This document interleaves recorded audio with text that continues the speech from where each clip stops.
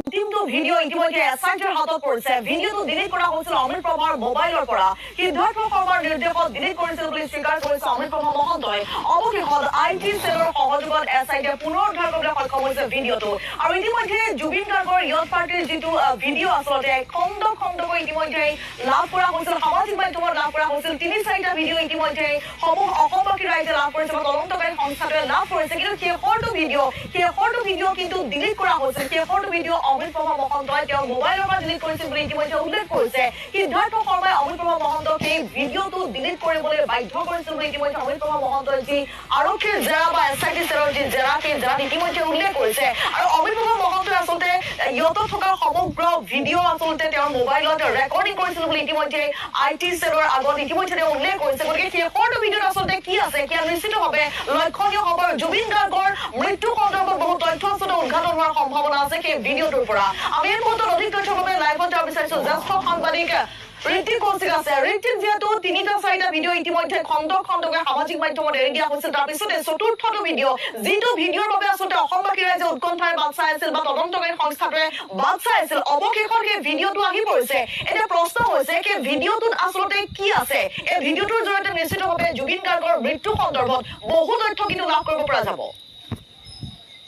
নিশ্চিতভাৱে হিমাক্ষী চাওক, যিটো ভিডিঅ'ৰ কথা আমি কৈ আছো তেনেধৰণে প্ৰায় ৪-৫টাকৈ ছচিয়েল মিডিয়াত খণ্ড খণ্ডকৈ আপলোড কৰা হৈছিল। আৰু সেই যেতিয়া আমি ভিডিঅ'সমূহ চাইছিলো তাত আমি চিনাক্ত কৰিব পাৰিছিলো যে ইয়তখনত কোন কোন আছিল, সেই সময়ত কেনেধৰণৰ পৰিস্থিতি আছিল আৰু কেনেধৰণে সাঁতুৰিবলৈ গৈছিল নাই যোৱা, এই গোটেইখিনি আমি সেই ভিডিঅ'কেইটাৰ পৰা আমি জানিব পাৰিছিলো। আৰু তাৰ সমান্তৰালভাৱে তদন্তকাৰী দলেও কাৰণেও সেই ভিডিঅ'কেইটা সহায় হৈছিল যে কেনেধৰণে মৃত্যুৰ তদন্তটো কৰিব বা মৃত্যুৰ সময়ত কি পৰিস্থিতি ইয়তখনত আছিল, সেই গোটেই তথ্যটো সেই ভিডিঅ'ৰ পৰা উদ্ধাৰ কৰিবলৈ। কিন্তু যেতিয়া গ্ৰেপ্তাৰ কৰা হৈছিল বা অমিত প্ৰভা মহন্তক ৪বাৰকৈ ইয়াত জেৰাৰ কাৰণে মতা হৈছিল প্ৰাৰম্ভিক অৱস্থাত, সেই জেৰা কালত কিন্তু অমিত প্ৰভা মহন্তই এই গোটেই তথ্যসমূহ লুকুৱাই ৰাখিছিল, সেই তথ্য প্ৰকাশ কৰা নাছিল।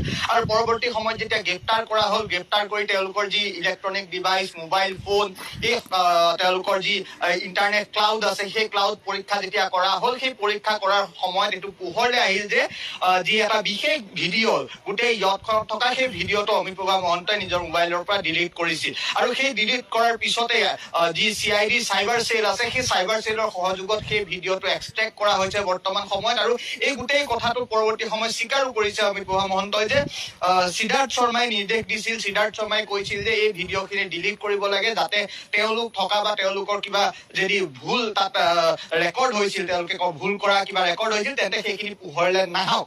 আৰু যাৰ বাবে অমিত প্ৰভা মহন্তই সিদ্ধাৰ্থ শৰ্মাৰ নিৰ্দেশত এই ভিডিঅ'টো ডিলিট কৰিছিল। কিন্তু বৰ্তমান সময় CIDৰ চাইবাৰ চেলে সেই ভিডিঅ'টো এক্সট্ৰেক্ট কৰিছে। আৰু এই কোৱা হৈছে যে এই যি ভিডিঅ' আছে, ভিডিঅ'ত বহু তথ্য পোহৰলৈ আহিছে, বহু আগতে গম নোপোৱা তথ্য SIT টিমে লাভ কৰিছে, SIT টিমে তাত দেখিবলৈ পাইছে। আৰু কেনেধৰণে গোটেই তাত ইয়তখনত আছিল, পাৰ্টি কেনেধৰণে হৈছিল, জুবিন গাৰ্গক নামিবলৈ কেনেধৰণে দিয়া হৈছিল, এই গোটেইবোৰ সেই ভিডিঅ'টোত আছে। আৰু সেইটোৱে পৰৱৰ্তী সময়ত তদন্তত বহুত সহায় কৰিব।